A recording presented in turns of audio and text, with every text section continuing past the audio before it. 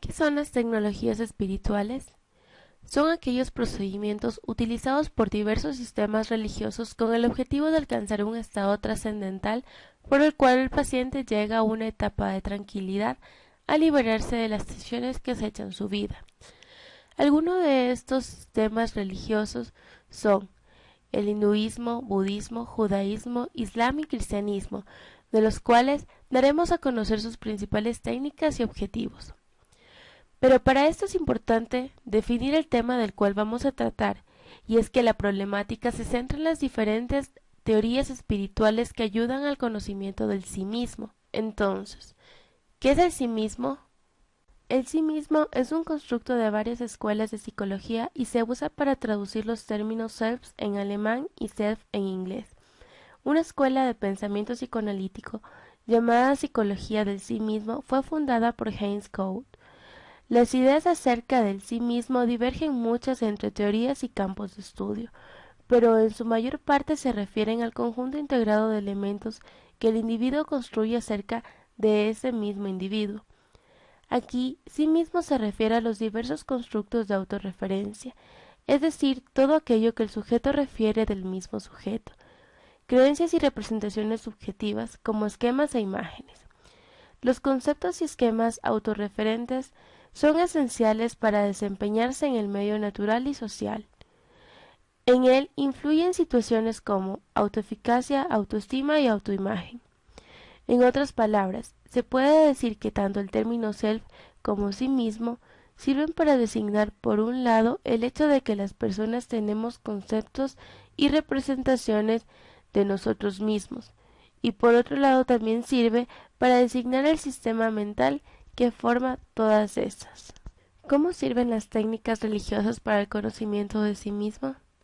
Las técnicas religiosas sirven para el sí mismo, ya que las mismas proporcionan un estado de paz, armonía, conocimiento y libertad a quienes la practican, y en cierta manera alcanzando un bienestar psicológico. Científicamente hablando, no se puede comprobar con qué exactitud las personas experimentan estos episodios.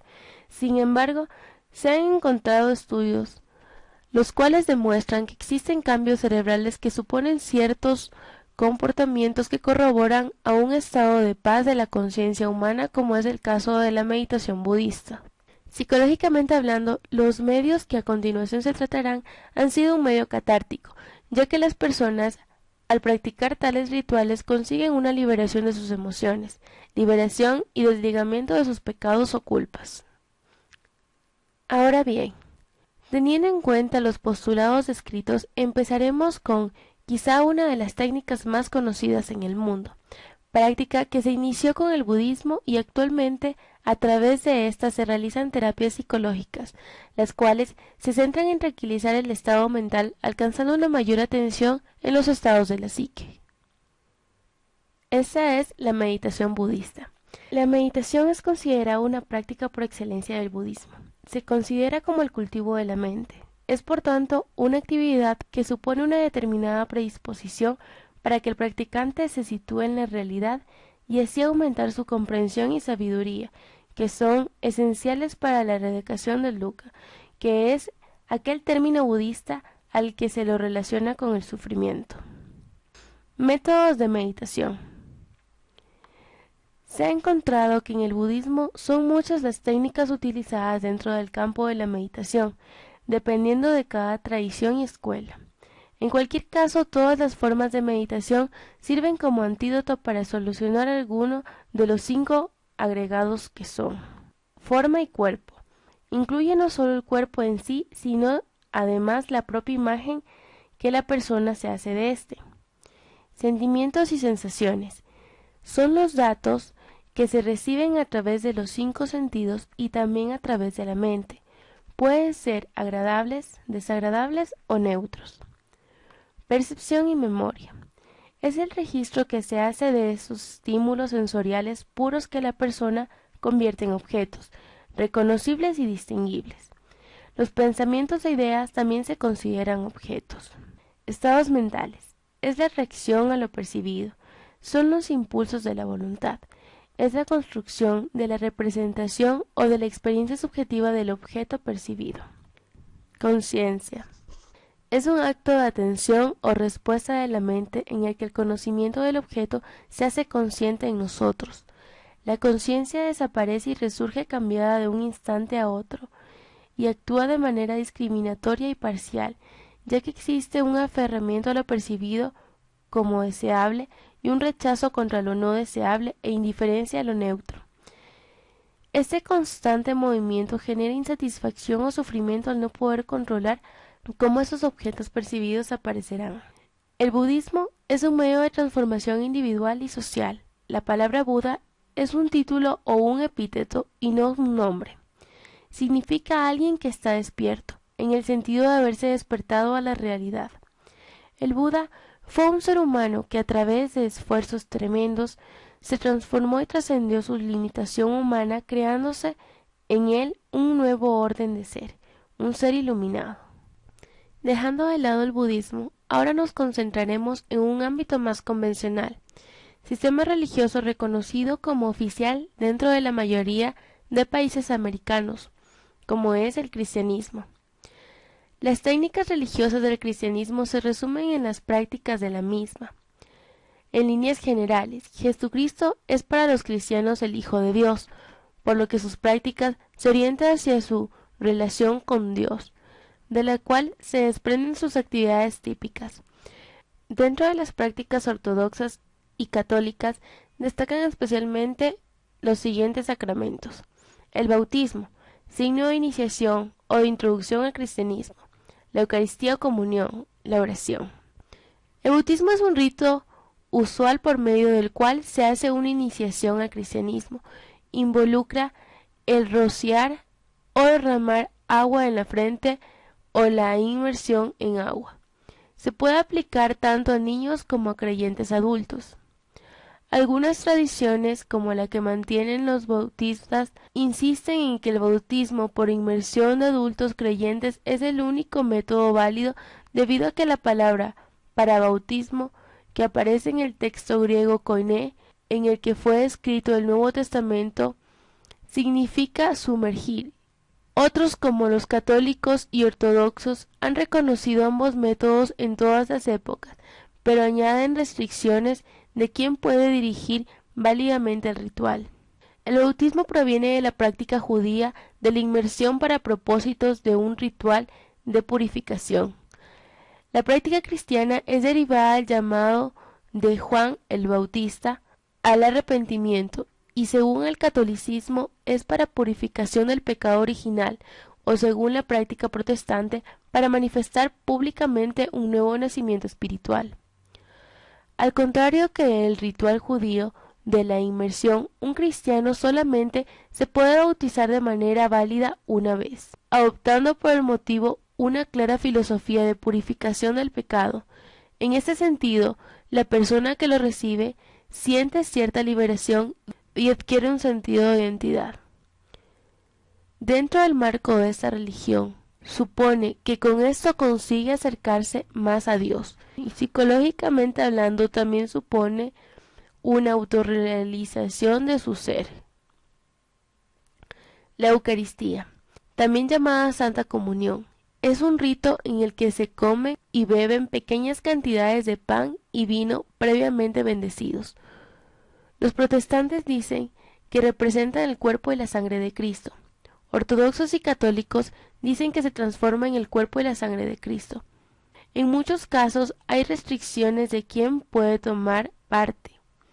Por ejemplo, solo católicos y ortodoxos que no se encuentren en pecado mortal pueden tomar parte en ella en una iglesia católica. Esa práctica católica implica subjetivamente recibir el cuerpo de Cristo en carne y sangre. De tal forma, la persona que la practique siente que sus pecados de alguna manera han sido perdonados o purificados, consiguiendo así un alivio espiritual que supone cierto estado de paz para la persona, corroborando su situación de creyentes y ayudándose a liberarse de sus tensiones, y por ende alimentando el autodesarrollo de su ser. Oración. Todas las versiones y variaciones conocidas del cristianismo practican la oración. Las oraciones cristianas pueden ser formulistas, improvisadas o inspiradas por el Espíritu Santo.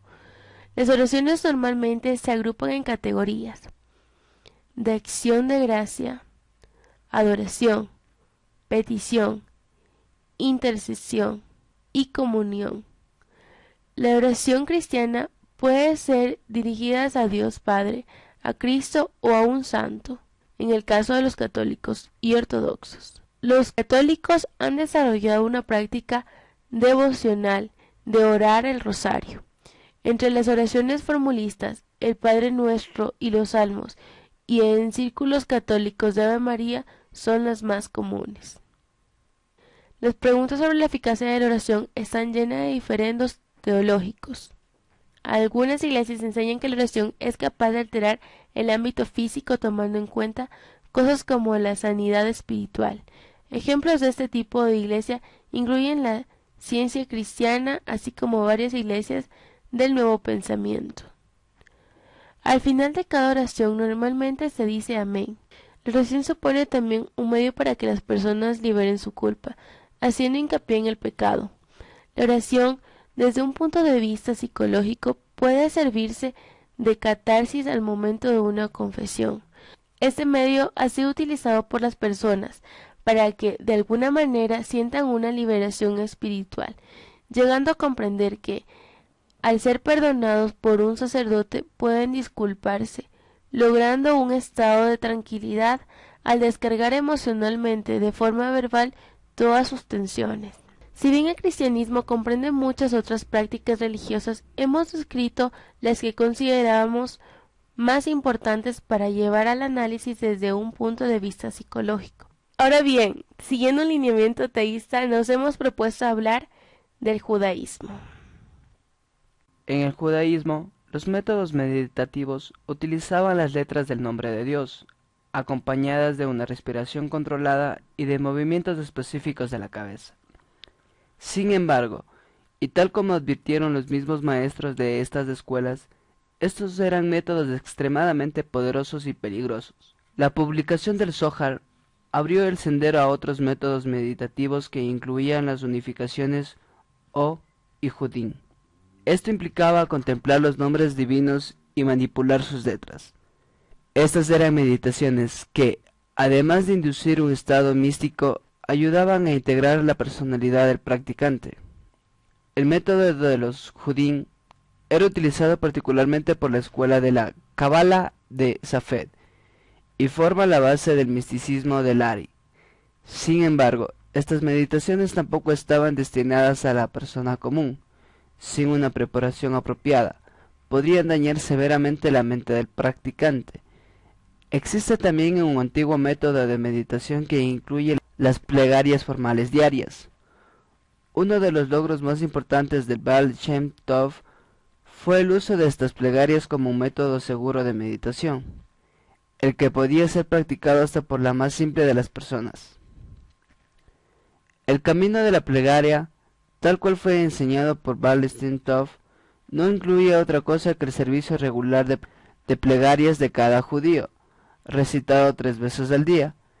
El punto focal del servicio de plegarias es la Amidah, o Shom Esrei, una colección de 18 bendiciones, la cual es repetida 3 veces cada día.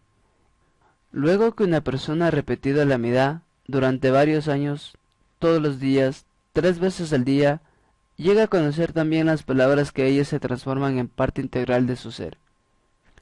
De modo que no le toma entonces ningún esfuerzo mental recitarlas. Se vuelve algo muy parecido a repetir una sola palabra o frase una y otra vez.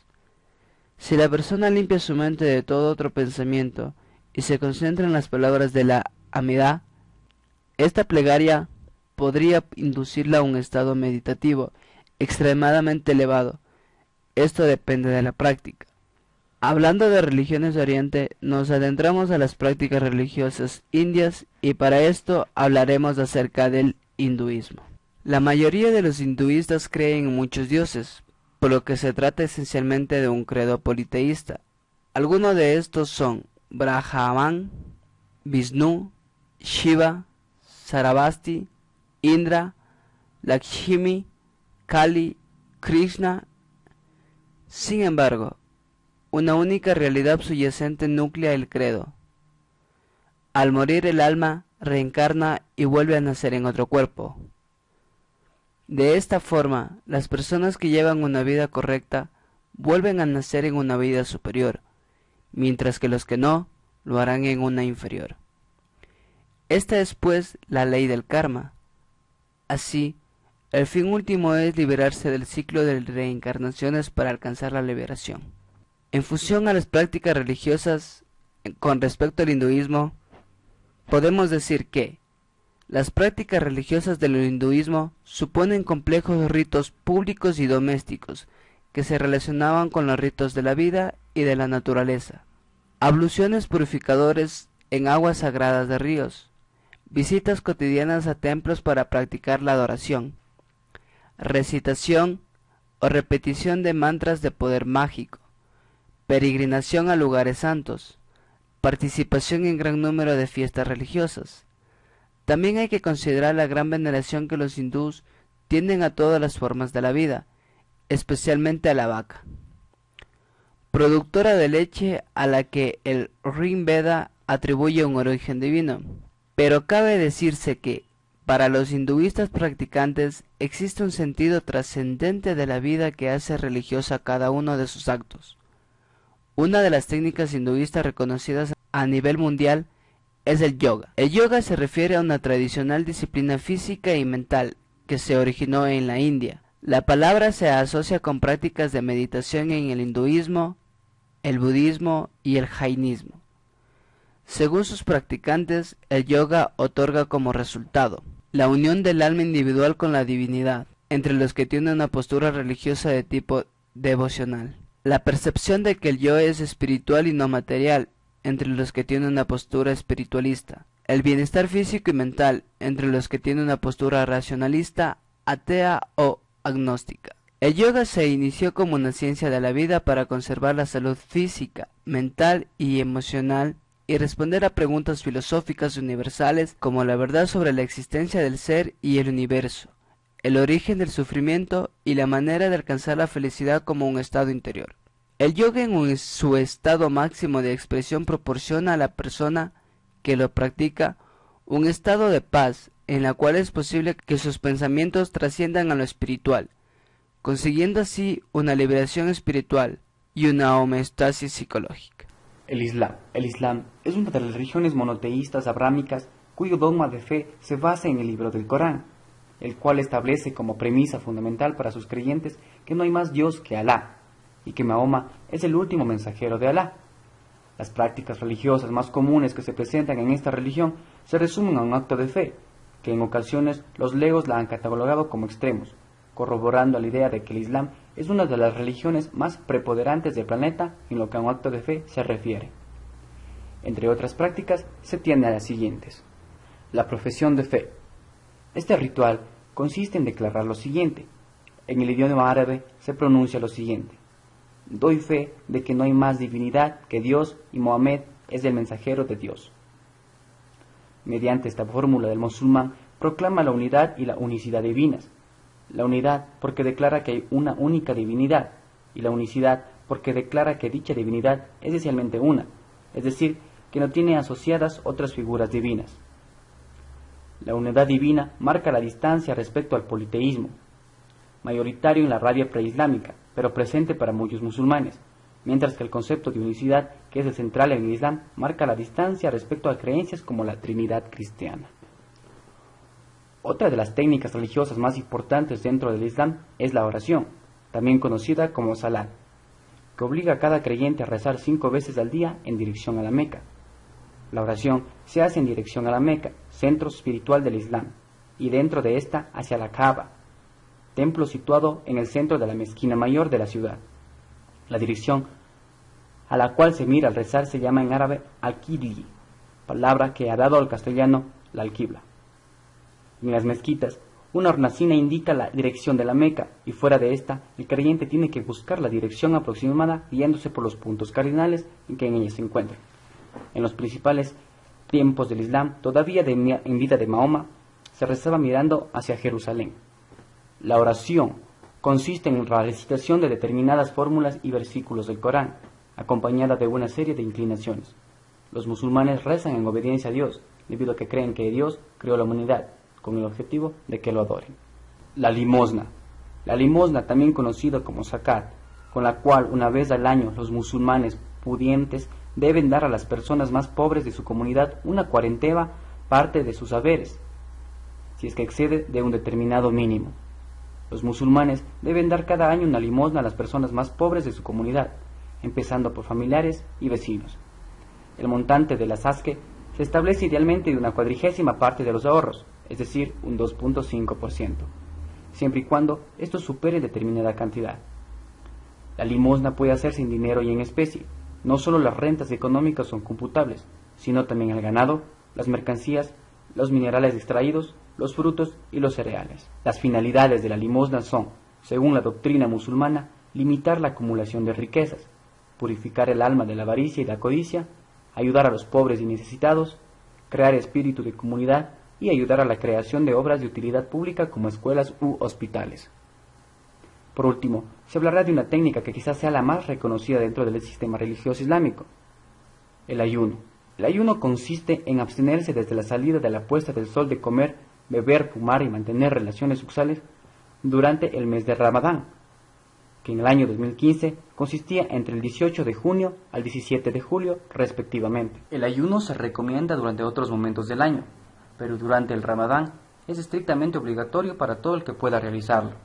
Se efectúa durante todos los días del mes lunar, desde la salida hasta la puesta del sol. Modifica sensiblemente la vida de los musulmanes mientras dura. Se vive más de noche y la familia se junta para compartir la ruptura del ayuno. Suele ser el momento de regresar al hogar para los que viven lejos. También cambia la alimentación y se preparan alimentos específicos de gran aporte energético.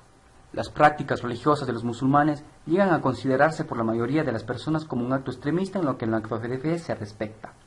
Sin embargo, el etnocentrismo de las mismas hacen un juicio sin valor, ya que los participantes de esta religión solamente siguen el lineamiento planteado por el Corán, y este se limita a estos principios antes mencionados. Los islámicos suponen con estas prácticas, como todas las religiones, liberarse de su culpabilidad, buscar a una divinidad en quien apoyar sus tensiones, seguir los planteamientos planteados por su religión para alcanzar ciertos estados de paz, y de cierta manera que los mismos principios controlen algunas de sus actividades.